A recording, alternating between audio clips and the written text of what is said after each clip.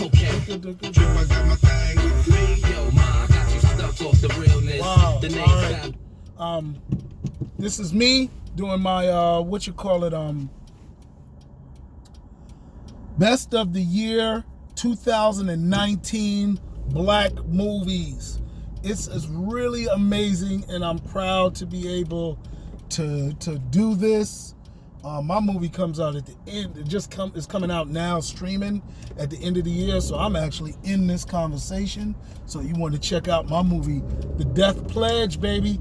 You know, follow my page. I got the trailer on the page. When it's finished being loaded up on all of the streaming services, I'm going to put it out. Right, I'm start promoting it a little bit more. But the film is out. It's on streaming services, The Death Pledge. Anyway, back to my list. All right. I did put this one in order. So if you watch my other list of best movies of 2019, that wasn't in order, but the best black movies of 2019 are. And this, number one, I'm going to go in reverse order. That's more dramatic. Coming in at number 10, John Shaft Jr. with my man, John Shaft Jr. That I don't know if that's not his name, but it is definitely Shaft. I enjoyed it. Samuel Jackson was hitting. I saw it at the Black Film Festival, and I saw it with my family first. Amazing film. I liked it. All we need to have in cinema, you know, very good. Number 9, I can't even say anything else. All right, I don't know why I just said something so good about Shaft, and I'm not saying it about Dolomite, but Dolomite comes in at number 9. I don't know why I put it at number 9 and not number 10. Maybe it's my love affair with Eddie Murphy as an actor, but I do like Dolomite. I actually met Dolomite 3 or 4 times in my life, and they were both 10 and 20 years after the timing of his life that this movie took place. And that's my only fault, is that the movie was like 2 or 3 years in his life, and it really didn't show the end of his life where he was post-glory. You know, when I met him, he was selling his movies on a card table at Chiller Theater in New Jersey, which is a horror convention, and people were walking by him and didn't really know him.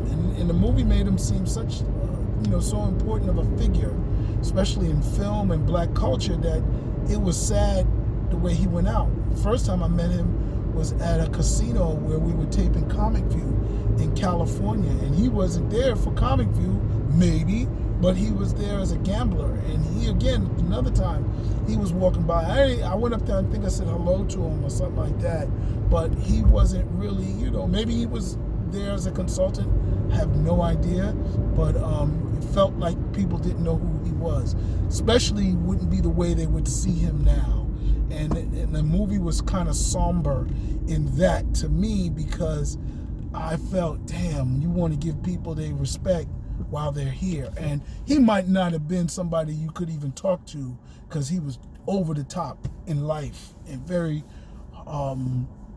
dominating in the conversation. So I don't see him being on Oprah's couch. All right. Number 8, Madea Family Reunion. Was it Family Reunion? Funeral.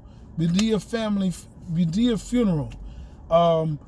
Definitely laugh out loud, on the level of Nutty Professor with Eddie Murphy. I was so impacted by this film, it got me to do a Tyler Perry fan fiction comic strip. I liked the Heathrow. I liked all of the characters. It was funny, and as funny as the Madea Boo movies, in which I feel those are the funniest of the Madea movies. All right, number 7, Dr. Sleep. This made my best movies of the year list, but it's number 7 on my best of the black films. I don't know, call me a hypocrite or call me a Gemini or just say I'm confused, but it is what it is, all right? I like Dr. Sleep. I don't even know if it can be considered a black film. Just because it had a black actress in it, it may not be a black film, so just move it off the list. Anyway, but it's number 7, all right? Number 6, Gemini Man with Will Smith. I like this movie. I It wasn't perfect. Shoot, Will Smith's made some of my most favorite movies with iRobot and Independence Day. But this wasn't it, and I'm not upset because it was still a good movie. You know what I'm saying? Sometimes movies ain't gonna be great, and every movie don't have to be great. I don't need to eat me a Popeye's chicken sandwich every day. I've only had one in my life because it was real good, and I don't want to get used to it. How about that, I don't eat trash food and I don't watch trash movies, but every movie doesn't have to be, oh my God, this is a fucking classic. All right, so number 5 is Little. All right, now we're in. Now we getting in. Little was there. I love Homegirl with the hair. I love her playing the younger version. Oh shoot, it's a bad accent. They probably on their phone making a video. All right, I say that, knock on wood, I don't never have no damn accent, especially while I'm making these videos. But yo, I liked it. What do you call it? Homegirl played Candy. I've met her. I got a picture with her. And I'm down with it. My wife agrees that the movie, which I think is number 4, What Men Want, beat this movie just by a little. And it did beat it. I like Little, but I like this movie. I like What We Want a little bit more. It's crazy. But yup, that's how it is. I like, so number 4 is What Men Want, Taraji P. Henson. It is what it is, yo. It was a good movie. The story was good. Story was better. I like Little, when the little girl does all of that, and she learned her lesson and gives her the Freaky Friday, but it is what it is. All right, so number 3, 12 Bridges. So many good movies came out towards the end of October, from 12 Bridges to Black and Blue to Terminator, which I should have mentioned, and Queen and Slim, man. But 12 Bridges I didn't think it was going to be as good as it was. And, reminded me of Larry Davis' story in New York, how he was framed and kept the police on a standoff, and they wanted to kill him, even though, because he had something on him. So yeah, this movie reminded me of that. So number 2, very easy, comes in at Black and Blue. There you go. Nothing like police wanting to get you because you have a damn body cam footage that'll indict everybody. Oh yeah. So this movie started off with a banging premise, and it delivered on the premise. It ran a little bit out of energy towards the end. I don't necessarily agree with the ending, but I don't disagree with it that much. I am not a hater, or I am a critiquer, so I definitely give my opinion, and I'm not afraid to have a negative opinion, but this movie doesn't do that. This movie is good enough. It works. Oh my God, I enjoyed it. Hey, have mercy. All right. Black and Blue, it felt like Training Day with Denzel. It felt like Deep Cover with Lawrence Fishburne. So it was a lot of good elements in it. Anyway, Black and Blue. And now let's quickly go, because I'm running out of space on this daggone phone. I made all these videos. I got to clean off my phone. Anyway,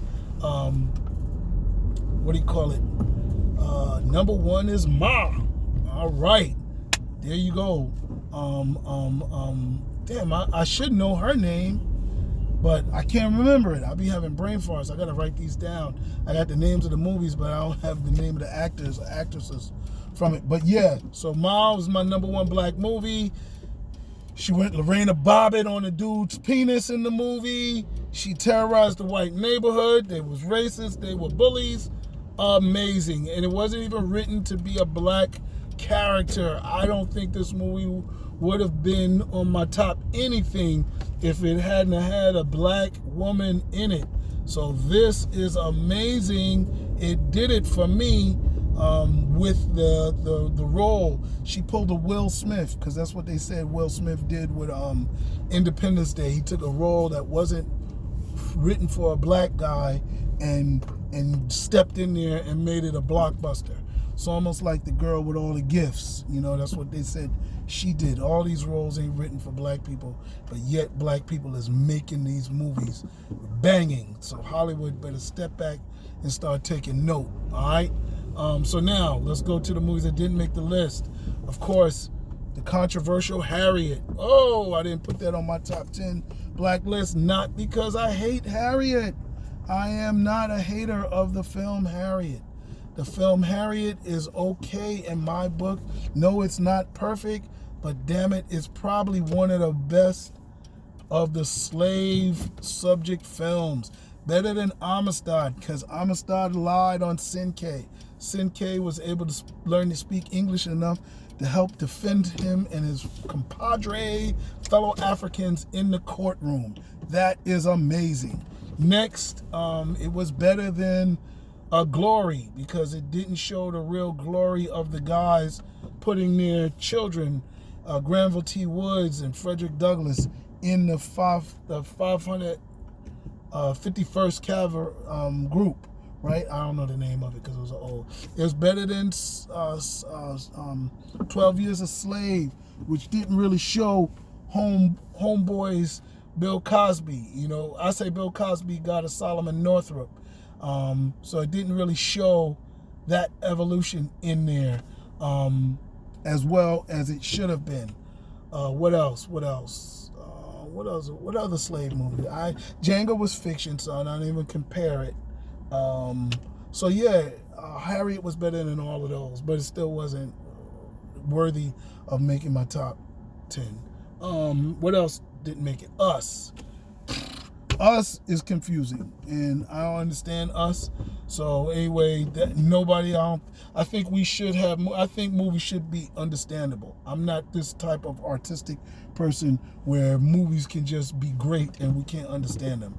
I fault movies for not being understandable. Sorry, that's how I get down. And what else? What other movies didn't really make? Oh, of course, Queen and Slim. Queen and Slim ain't make it. I know Queen and Slim had the best trailer. Had the best trailer of any black movie of this time. They shot a damn cop, and that's what the movie is about? Holy moly. That could have been the movie. There's no way you could have messed that up. And guess what? They found a way to mess it up. How did they get killed and shot at the end of the movie? Come on, man. This ain't realistic. This is film. Have him go and strap some explosives to himself and blow himself up. Go. You understand? Go all in. Go V for Vendetta, mother father. Sheesh. So, yeah, I was upset with that, but I'm not villainizing the black dude who turned him in. Same way I didn't have a problem with the black villain or one of the black people in Harriet. Those things are real. And the main reason why it's real is you can go to my Facebook page and ain't white people hating on me or many of us, is us hating on ourselves. So yeah, that part of Queen and Slim was no problem to me, and it was no problem in Harriet, because I'm pretty sure that's not far from the truth that none of us can prove. We all say, oh, we don't feel like that was a black person would do that. Hell, black people in America own slaves. You got black people now that says, I can't really vote for a Democrat because they're going to end this policy, or Trump keeps the military going. Black people are not monolithic, bro. So yeah, some of them get in the way of the greater progress of the people because they think as individuals. So anyway, that's the way I wrap this up. There's no other movie that I really felt deserved any kind of mention. I've explained it all. I'm sorry I got the hookup. I didn't see that, Master P. I'm mentioning it now. Best of Enemies with Taraji P. Henson. No, I didn't see that. Best documentary, I would love to put it in there, is Horror Noir. That came out in 2019. And I did see Sextuplets with Marlon Wayans, and I give him props for not going over the top like he did in his horror movie with sex. So he definitely reeled it back, and that was good. That should have been in my list, but it just wasn't as good as the other films. But I definitely respect it. All right, I'm out of here. Peace, y'all.